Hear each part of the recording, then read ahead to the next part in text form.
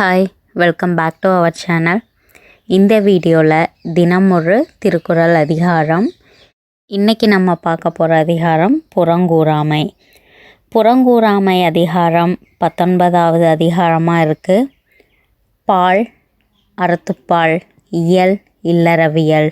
குறள் தொடங்கும் எண் 181 தொடங்கி 190 முடியுது. இந்த புறங்கூறாமை அதிகாரம் 7th நியூ புக் டேர்ம் 1 இருக்குது.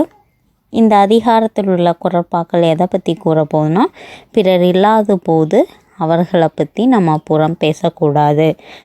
அது ரிலேட்டடான குறட்பாக்களை தான் இந்த அதிகாரத்தில் பார்க்க போகிறோம்.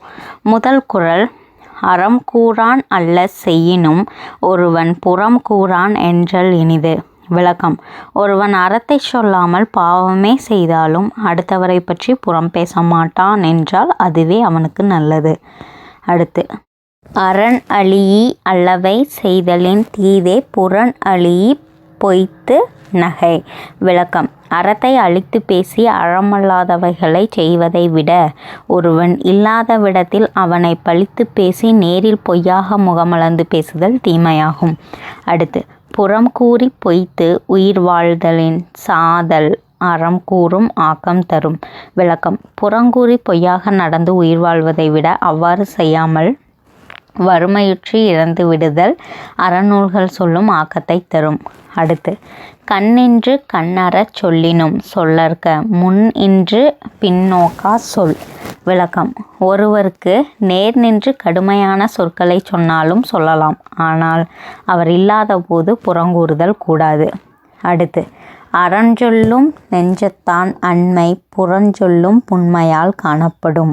விளக்கம்: அறத்தை நல்லதென்று போற்றும் நெஞ்சம் இல்லாத தன்மை ஒருவன் மற்றவனை பற்றி புறங்கூறுகின்ற சிறுமையால் காணப்படும்.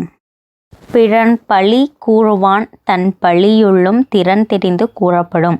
விளக்கம்: மற்றவனை பற்றி புறங்கூறுகின்றவன் அவனுடைய பழிகள் பலவற்றிலும் நோகத்தக்கவை ஆராய்ந்து கூறி பிறரால் பழிக்கப்படுவான்.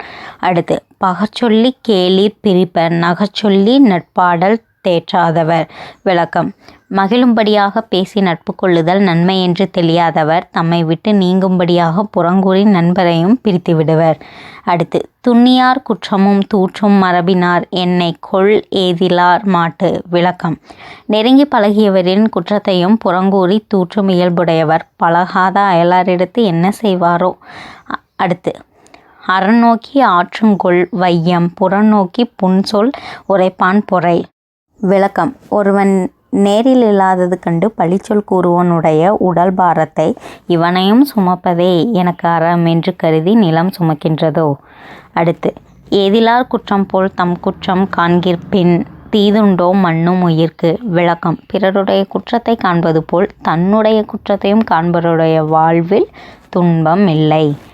அவ்வளோதான், இந்த அதிகாரம் முடிஞ்சுது. அடுத்த வீடியோவில் வேறொரு அதிகாரம் பற்றி பார்க்கலாம். இன்னும் ஒரே ஒரு அதிகாரம் மட்டும் நம்ம பார்த்தா சிலபஸில் கொடுக்குற திருக்குறள் அதிகாரங்கள் முடிஞ்சுது.